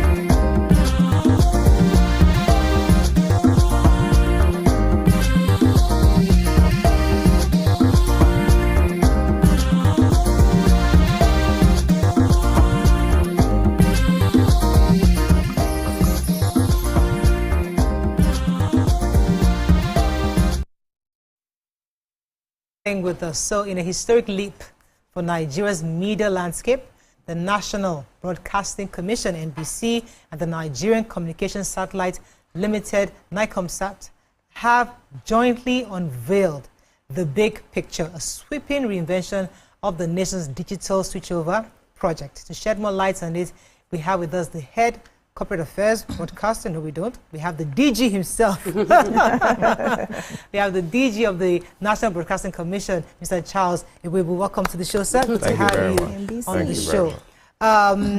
Tell us again, what exactly is this big picture vision that you have? Okay, in a nutshell, it's basically a shift from the terrestrial broadcast of the DSO, digital switchover, to a satellite-focused initiative to be able to cover the country all at once, with several innovations on the back of it. That's what the big picture is about. So instead of individuals switching, instead of you having terrestrial towers all over, Yes. which takes time, takes a lot of resources, you know, funding and all of that, with timelines, you have the digital switchover with satellite, which covers the country from day one. So, that's what it's about. DSO is not a new word. Yes, it's not. We've been hearing there's going to be a digital switchover. Yeah. There was a time Mariah came back with so much excitement. Well, 10 years ago, she was like, there's going to be a digital switchover. All of our programs are going to... she was like, all our programs, now we will see the true value, the numbers. So it feels like, okay, another move is coming, but we seem to be hearing the same thing. Now, the big picture sounds interesting, but for those that have been eagerly awaiting the ability to freely use the digital platform to push their content, what is the timeline they're looking at to start seeing this opportunity materialize? Because many of them have been waiting for a very long time. Okay. So, you know, let me start from this point. There were a lot of systemic challenges, you know. We've said some of it previously, funding, you know, for right now, you know, conservatively, you need about 3 stars to be able to cover transmission in a state, conservatively. Just one state? One state. And it costs about $1 million to set it up. Not talk about operations and all of that, right? None of those, you know, for you to be able to put in that investment, you'll be able to see your return on investment. Now we have about 8 states. They're not getting that, which is why the signal distributors concentrate on the cities where you have the mass. That's where, you know, because you have that running cost, diesel and all of that. You broadcasters face it. So you see, those challenges have come up. Number 2, funding. Number 3, the white paper. When it was drawn up, it was more focused on the technology. Yes, there was mention of content, but it didn't quite talk about how the content will be built, how you have a marketplace, advertising on the back of it, which is what free-to-air broadcasters survive on and all of that. So now we're going back, we're re-strategizing. It's not going to be the way it was before. You know, in talking about the big picture, if I can just give an example, with us partnering with Nightcomsat, which is Nigeria for Nigeria, what we're doing is that we're putting up all the channels on satellite.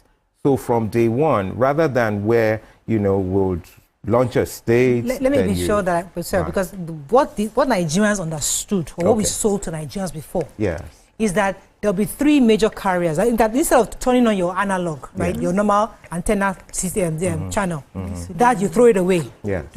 Now everybody will now have to buy a decoder. Right, that is now regionalized. So maybe one is for Southwest, one is for Northeast, whatever it is, or 3, or anyway. I'm just saying 3 major decoders you buy. Now, with your cable, with your DSTV, with your GOTV, everything will be on that same box. You now subscribe. That's you switching over. Now, you're saying that that is no longer necessary because we're now switching us over from the satellite. Is that what you're saying? Okay. How does that play out? Let me explain the technology aspect of it. So, you're right. With digital terrestrial broadcast, right, what you have is that you need a decoder, the structure the way it is, to be able to have access to those channels in a nutshell. What we're introducing now is that we're going by way of satellite. First, we're covering the entire country, like I said. Now, we're going to open up the signal. So even if you do not have those decoders, you're going to have access. You're going to have... So we're pitching that in the next 3 to 4 months, you're going to have 100+ channels. All our channels that talks about our culture, education, general entertainment, we'll bring in sports, everything will be carried there all at once. So let me also make it clearer. And then, sorry, just before you ask. So when we open it up, you don't just need those decoders which we have sold. If you have existing decoders which are not locked to signals, you will receive it. We're also coming out with the DSO app. So even on your laptops, on your phone, you would still have access So it's going to be both IP-based and DTH-based. So whether you buy a decoder or not, you have access. You so have I can plug my television straight, and then I have access. Now, when you for your television, you know, if you have a TV that has a satellite tuner in it, some of those TVs have it. Then it goes. Now, if you also have an IP-based TV, you would also have access to those signals. So let me ask you this question: how does this benefit content creators? Okay, so you know. First, in opening up this, we need to build the ecosystem for the creatives to be able to showcase. One, to be able to have visibility, to be able to distribute, and then to monetize. So part of the initiatives, which is what you asked me, that we're bringing into place, we're going to put in the audience measurement. First, before going into audience measurement, we're going to give you wide viewership. Now it's not restricted to, we're distributed about 1 million plus decoders, but now everyone is going to have access, right? We have about people who have about 10 million plus decoders, which are in the country. I don't want to mention names of those brands, but you could all you need to do is align your dish, put on your decoders, and you're viewing it. Then you're going to have it on IP. You're going to have access on your phone, your laptops, your smart TVs. So it's going to give visibility to the creatives, right? Then we're going to introduce audience measurements, you know. Then we're also going to use, the president has been gracious to give us funding. We're going to pay for a call center to have people, you know, we're going to have publicity, marketing. There's going to be massive on all media platforms, you know, traditional media platforms, digital platforms. People are going to understand what DSO means in a nutshell, unlike what it was before. I'm so excited about the audience measurement because, you know, because currently, for those who don't understand, currently we use that diary system where people actually have the questionnaires to ask what you watch. Which is largely unverified. Which is very, but that's what the industry has been using for years and decades. And we've been told several times that we're going to have with the DSO, we'll be able to measure audience properly. But now with this, the reality is that we're going to have the real accurate data. Scientific measurements. So currently we are doing about 3 million. Your view is doing about 3 million, we can say. But with this now, we can actually now accurately say, your view might be doing 25 million audience.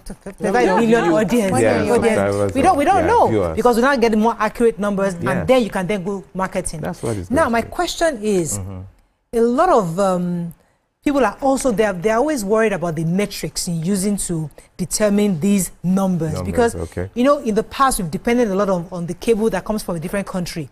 How accurate or how dependable would these metrics be for marketers and buyers to say, okay, this is the way we're going to use? Okay, so before now, a company called First Media has been appointed for this purpose to provide this service. Now they're utilizing the software that has been used and proven, presently in use in Bulgaria, and is used, you know, to provide all the data-driven information you need to, you know, for the channels, for content, viewer audience, behavior, and all of that.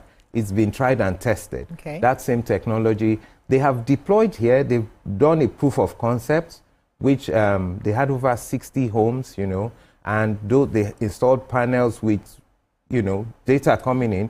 The Minister of Information and National Orientation, they made a presentation before him, and all of this has been tried. So we're not just bringing in something, it's verifiable, you know, and it's going to be independent of all our stakeholders so that you can have verifiable sources to have these measurements, which will drive the creatives and will drive revenue, you know, advertising revenue. I want to understand a bit more about the economics, you know, because before we knew if you get the box, you will subscribe, that's how you make money. But now it's free-ish, like from what you explained. If it's on satellite, it means I can just tune into it.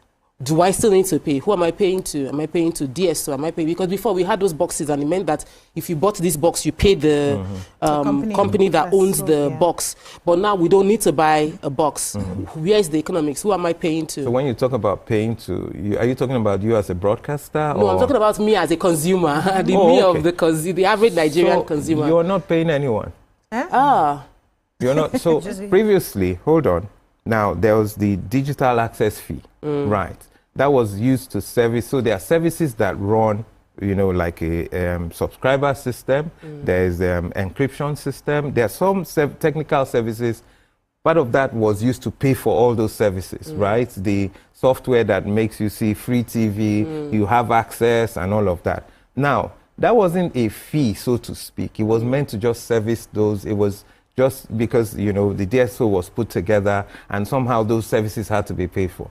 Now, well, with the NBC is yet to determine how that will go, but it's a minimal fee, 1,500 per annum is to have access to everything. Exactly. Wow. So you're not paying a fee, so to speak, but we're giving you the platform for visibility. A whole lot will come with audience measurement. You'll be able to see content, drive content, advertising. I mean, what you do now, a lot of broadcasters rather, they dispense airtime. That is not a sustainable funding, you know, for the platforms. It should be driven by advertising, you know. Yeah, so let's talk about because you mentioned earlier about 100 channels will just be in the, you know, and I would like to know what sort of content would dominate that 100 channels. What sort of content are we looking to have? So when you say dominate, now we're going to put everyone except what our code presently prohibits, like religious channels right now. Okay. We're putting everyone on board there. It cuts across our culture. Some of them are language-based, some of them are regional, general entertainment, sports channels. We're putting everything on board. Now, that's the first phase. At the second phase, we're going to basically put it like a platform is run. You know, you have where you have EPGs with numbering, so you could have a batching of general entertainment, and then the audience measurement will determine those who take preeminence or become compelling content of sorts, you know. Okay. So all of those, yes, but at the initial stage, we're going to put everything for Nigerians to see, and then those metrics will play out, and then we will, you know. Let me go on a very short break. When we come back, we continue this conversation. Stay with us. We'll be right back. Thank you.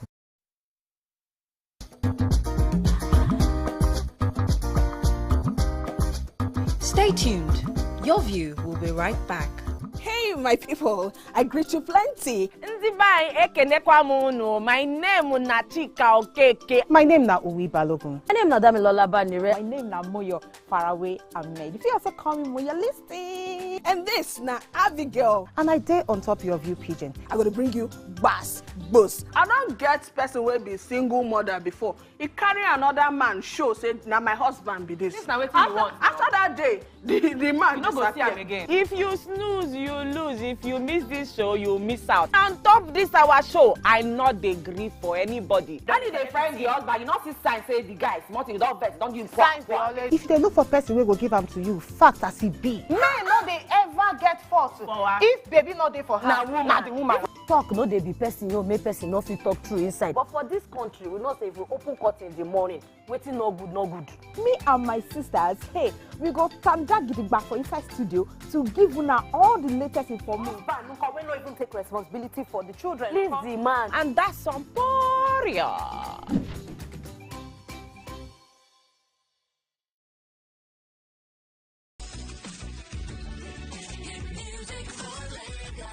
As the morning light filters in, the Max Breakfast kickstarts your day from the bedside. We bring you the morning vibe and plenty of ginger to start your day right. Join us on the Max Breakfast as we help you sing your day one step at a time.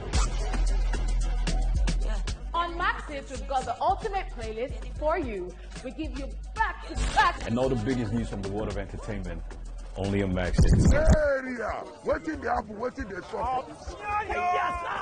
Tune into the award-winning waiting the 102.3 Max FM. Lagos, Nigeria, you're welcome to the Max Ride. Whether you're there for inside motor, you're there for inside traffic, we're there for you with a Max. Late nights on Max FM is where we help you connect the dots and put you in that place where you are ready to do it right. We are dishing out the top hits of the week, counting down the biggest songs on your radio. Let's go. Right now. On Max Sports, we bring to you sporting events happening all around the world. It's not just sports, it's entertainment. You know what it is. It's the Max House Party. King Dion, DJ Charlie Shee. Let's go! We are your go-to for hit music, entertainment, and top-notch radio all day, every day. 102.3 Max FM.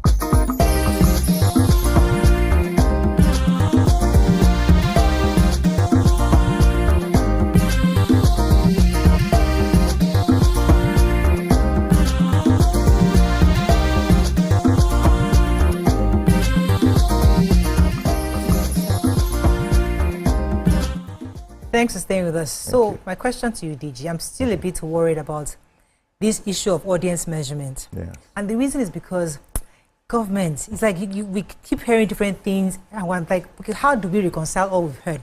So the last information I got is that we have this Bulgarian company that we're partnering with, and they're going to be using the system that is globally accepted, where there are panels that are inserted in television. So for example, in the US, they have 13,000 panels across the US.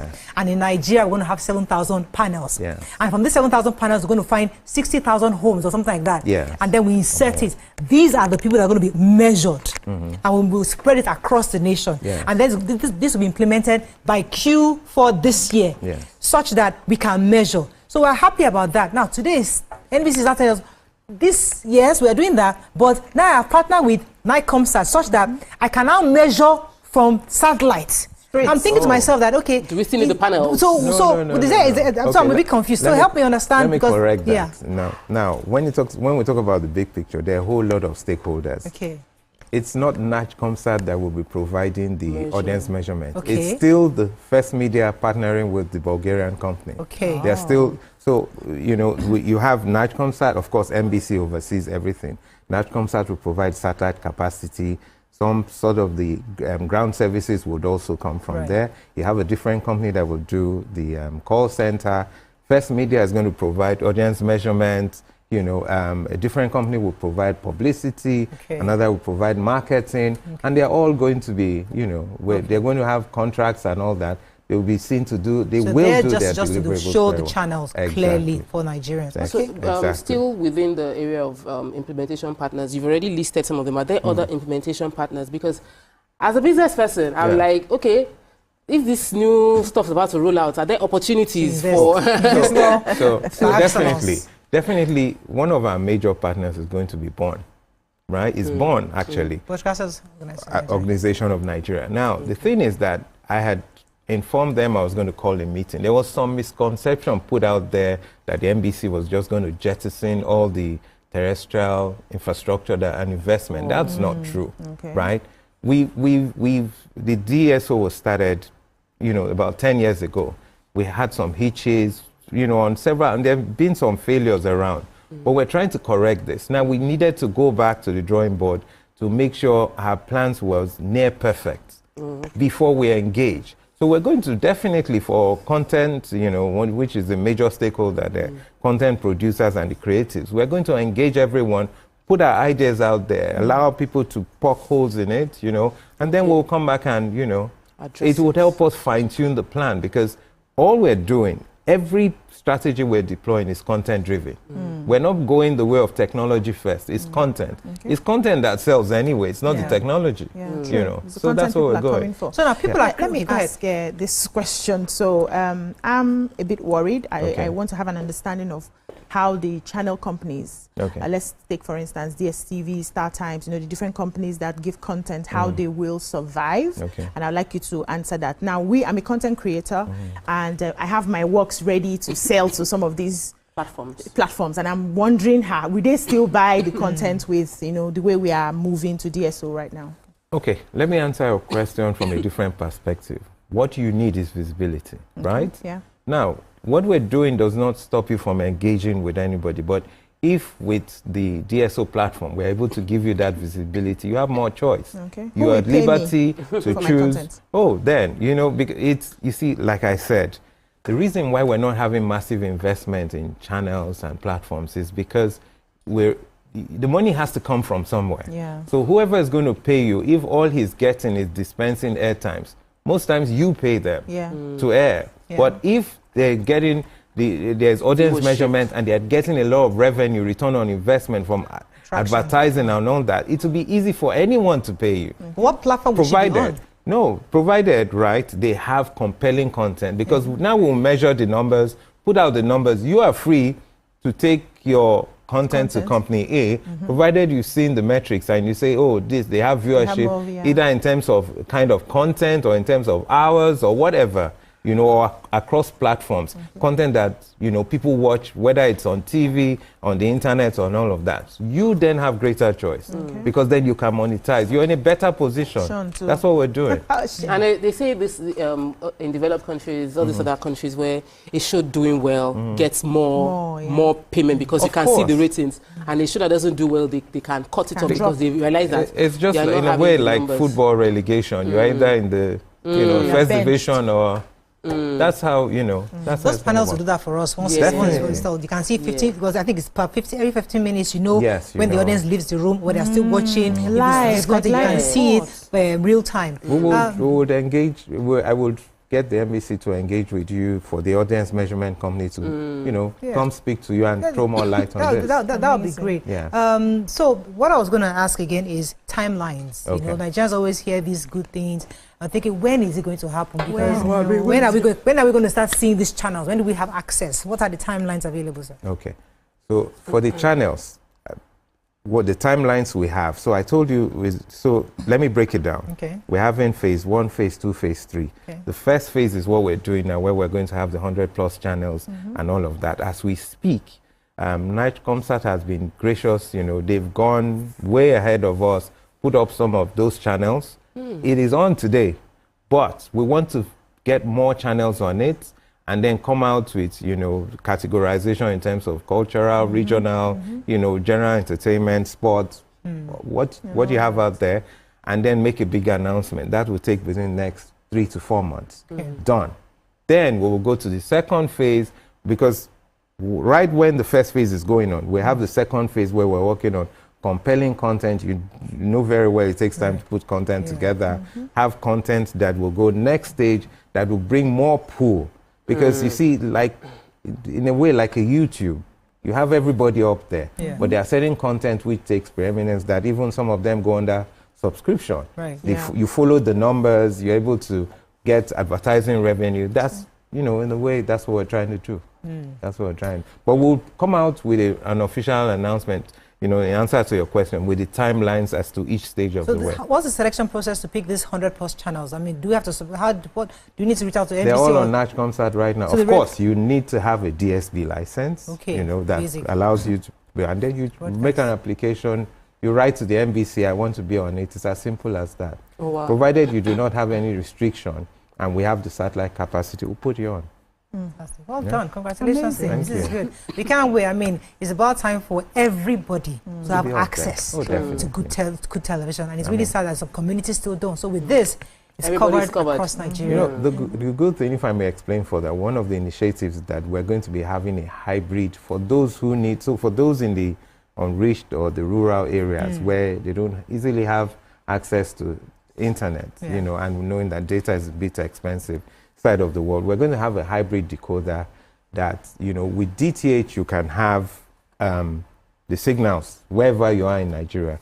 As well, that same box lets you have access to the internet. So you could still view your apps and all of that, you know. Some of them, you know, the way, if you look at the way the viewership, for want of a better word, way people watch their YouTube. Some of them spend only 15 minutes. They quickly watch what they want to do. TikToks, blah, blah, blah. But you have all of that in one box. It's a more compelling, it has a more compelling value proposition, if you ask me. Okay, well done. Very well done. We have to wrap up now, but thank you so much, DG, for coming with us. We have with us the DG, Mr. Charles Ibuebu, who is he's driving this vision, and we're hoping that Nigerians can benefit from this sooner than later. It was a pleasure having you on the show. Thank you very much. Okay, have a great day. We'll see you tomorrow. Bye for now. Thank you.